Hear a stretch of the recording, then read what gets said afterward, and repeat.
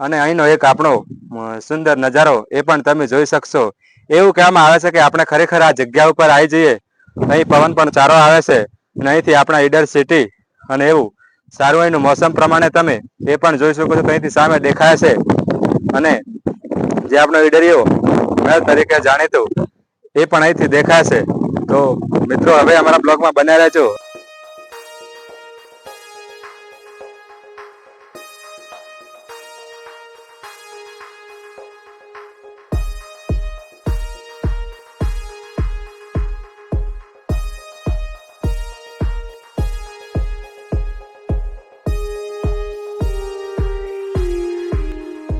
નમસ્કાર મિત્રો, હું છું તમારો પ્રિય રેવાભાઈ. આજના મારા બ્લોગમાં સ્વાગત છે. તમે જોઈ શકો છો આપણા જેવી જગ્યાએ પહોંચ્યા છીએ સાબરકાંઠામાં ઈડરિયા ગઢ તરીકે જાણીતા એવા પર્વત ઉપર આવેલા. તો તમે અમારા બ્લોગમાં બન્યા રહેજો.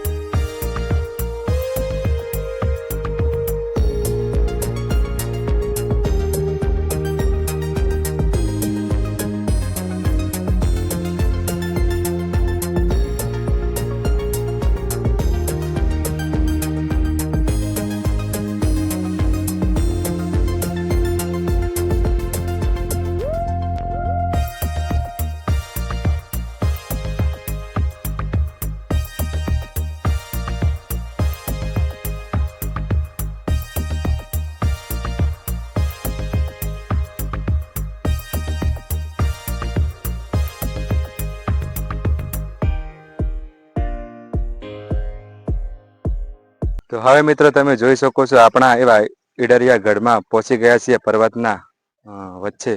તો આપણા અહીંનો જે જૂના જમાનાનો એક ઇતિહાસ છે એ બતાવશું. આ ઇતિહાસની અંદર વાત એવી કહેવામાં આવે છે કે આ સંત શ્રી લખુમાં તળાવ એ બહુ જાણીતો છે અને પહેલાના જમાનાનો છે. તો તમે એ પણ જોઈ શકો છો. અહીંથી એવા આપણા વરસોરી માતાના એવા દર્શન કરીને એવા હિંગલાજમાના જે દર્શન કરશું એ તમને અમે બતાવશું. તો અમારા બ્લોકમાં બન્યા રહેજો.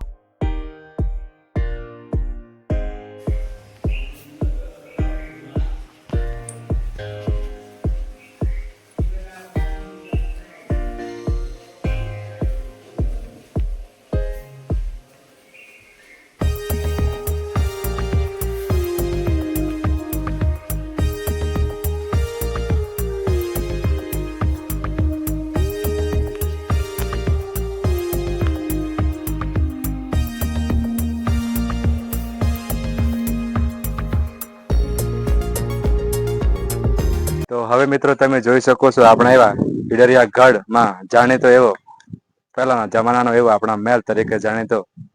તો ત્યાં આપણા પહોંચી ગયા છીએ ઈડના પર્વતો વચ્ચે આવેલા. તો ત્યાંના એક ઇતિહાસ પ્રમાણે તમને અમે બતાવીને ત્યાંથી એક ઉપર જે છે એ પણ બતાવશું. તો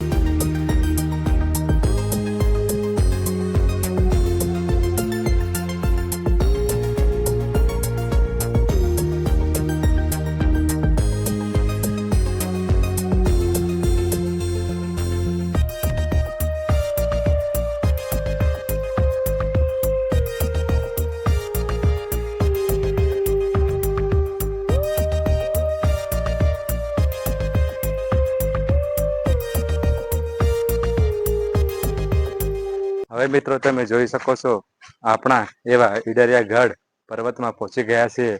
અને અહીં પહેલાના જમાનામાં જે રાજાઓનું મહેલ છે એ તમને અમે બતાવશું. તો મિત્રો એ તમે જોઈ શકો છો આપણે અહીંથી એક એવા ઈડરનો એવા નજારો પણ સારી રીતે તમે જોઈ શકો છો.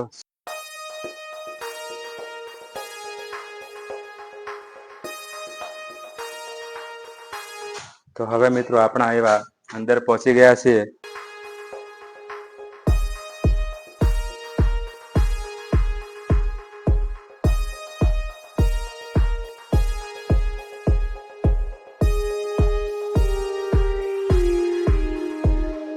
અહીંથી એક સુંદર તો નજારો છે, એ પણ તમે જોઈ શકો છો.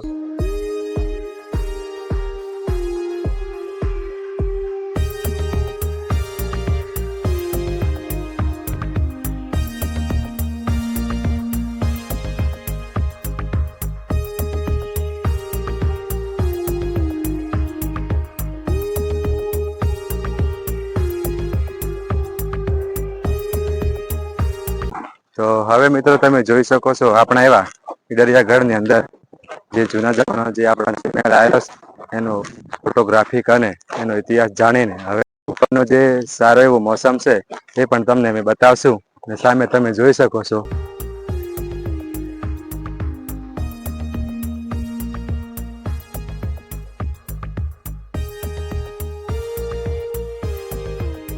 તો હવે તમે મિત્રો જોઈ શકો છો આપણા એવા ઈડરના ગઢ ઉપર આપણે આવી ગયા છીએ અને અહીંનો એક આપણો સુંદર નજારો એ પણ તમે જોઈ શકશો.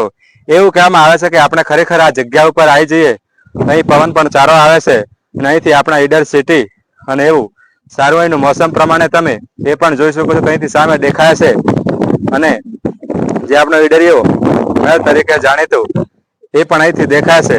તો મિત્રો હવે અમારા બ્લોગમાં બન્યા રહેજો.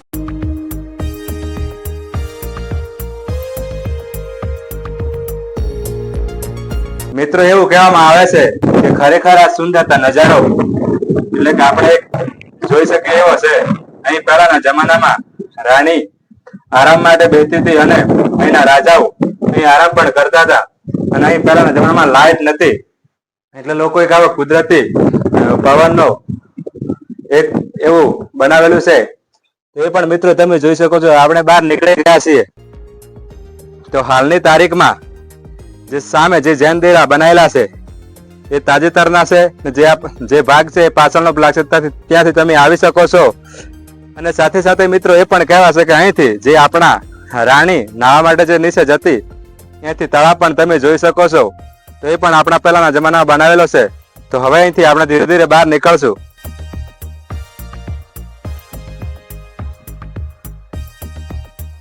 એક સામને જે આપણો જે રસ્તો છે એ આપણા ભીલોડા તરફ જઈ રહેલો એ પણ અહીંથી સારું એવું દેખાય છે. અહીંના મોસમ પ્રમાણે ઈડર આવો તો જરૂર મુલાકાત કરજો. અહીંના ઈડરના વસમાં એક આપણા આ મહેલ આવેલો છે, એક સુંદર એવો નજારો છે. તો મિત્રો જરૂર આવજો.